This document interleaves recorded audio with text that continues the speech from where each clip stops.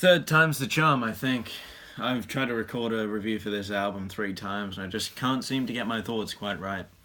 Which is probably bad considering my channel name is Dylan's Thoughts. I mean, it's more of a stream of consciousness, but Dylan's stream of consciousness doesn't really roll off the tongue.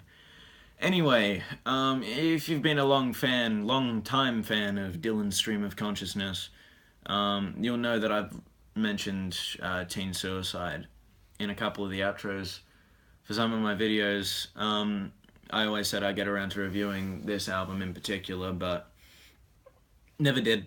Never did. Things always came up, and I just couldn't be bothered. But here we are, 2017, and I'm finally getting around to that backlog of like 2 albums that I said I would review. Anyway, besides the point. Teen Suicide, in case you couldn't tell by the band name, or, you know, the album name, I Will Be My Own Hell, because there is a demon inside my body. They are an emo project from the mind of Sam Ray. He's done a couple of other things. You may know him from Ricky Eat Acid, which is more of his ethereal, haunting is the only way to describe it, pop band, pop project, Julia Brown, which is a lot like Teen Suicide, or Starry Cat, which was his one-off that I think he did for his friend because they were going through a tough time.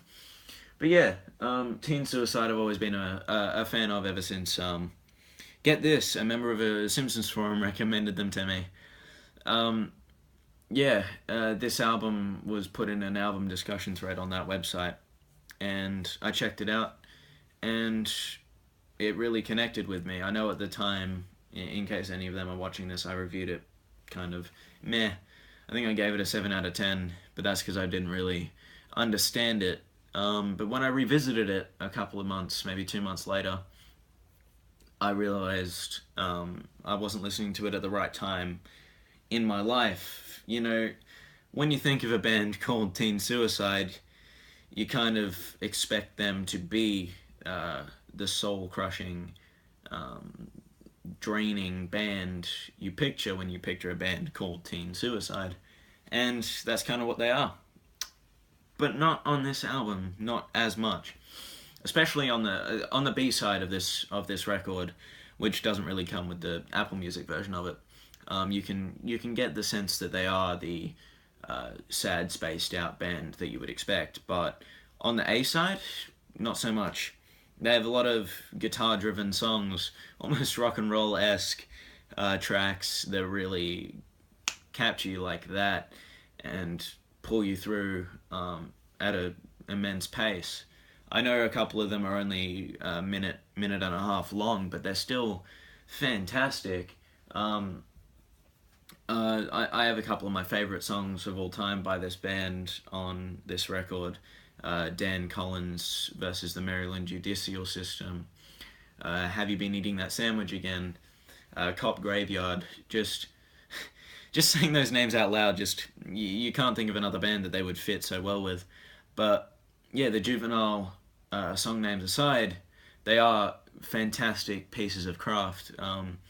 I know it's not commonplace to call music art, but I feel like as much as Sam Ray does have a massive ego on his shoulders, some of this music on this album is, in my opinion, art.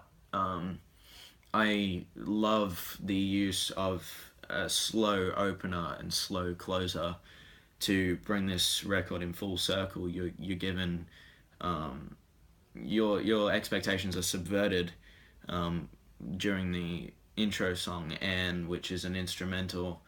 To me personally, when I heard that song, I thought this is exactly what I expected: a slow noise, well, not really noise, but like just slow, noisy instruments with not much in the way of vocals.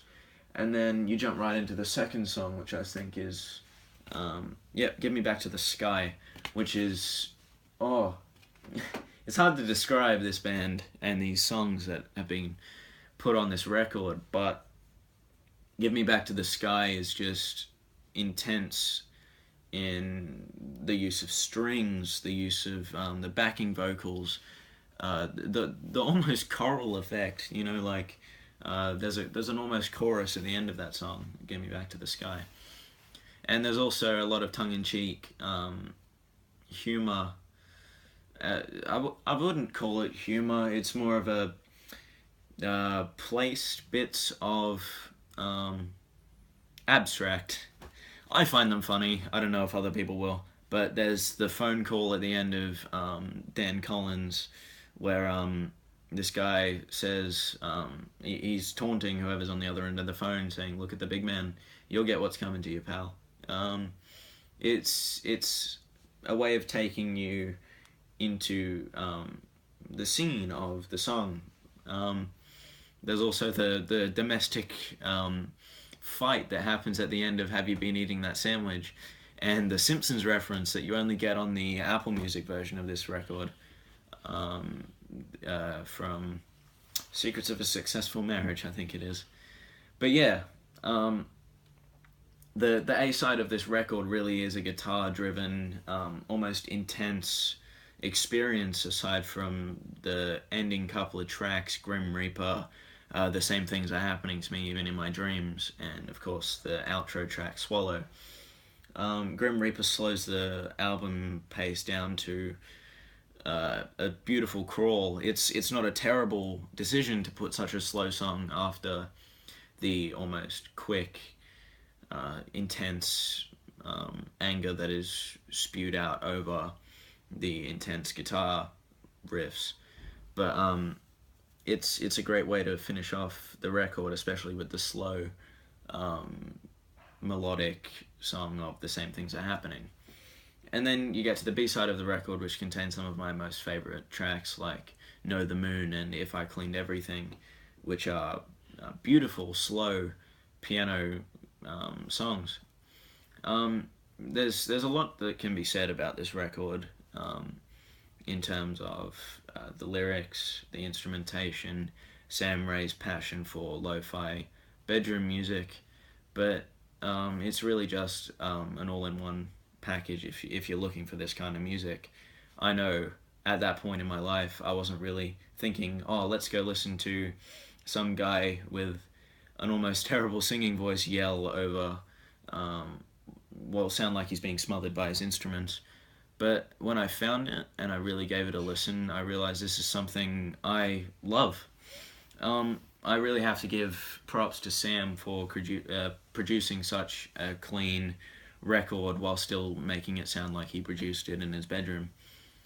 I know that a lot of people probably won't enjoy this record. Sam's not really God's gift to singing,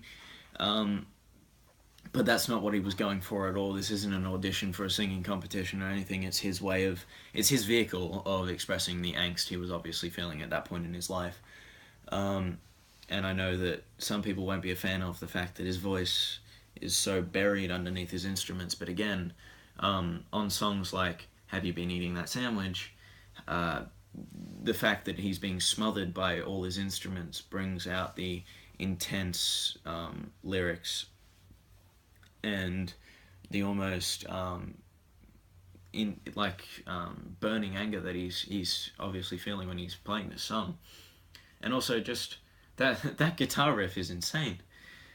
But yeah, I'm glad I finally got around to reviewing this album, and I hope that a lot of people that view this channel, all four of you, go check out this record, because it's fantastic. Definitely not something to listen to in public, of course. Sit yourself down in a dark room with a towel over your eyes and just think about your situation at the moment while listening to this record, because it really fits. It really does. But yeah, I'm not very good at outros. Check out this record, check out the social media links in the description. I have my Facebook page in there for this channel. It's called Dylan's Thoughts, not Dylan's Stream of Consciousness. I'm going to ram that joke into the dirt. I have my Instagram, you can follow me on that. I have my Snapchat, you can look at my cats on that. I have my Twitter that I use to shitpost. Yeah, check those out. Check this record out. do other things. Yeah, I'll see you in another video. Goodbye.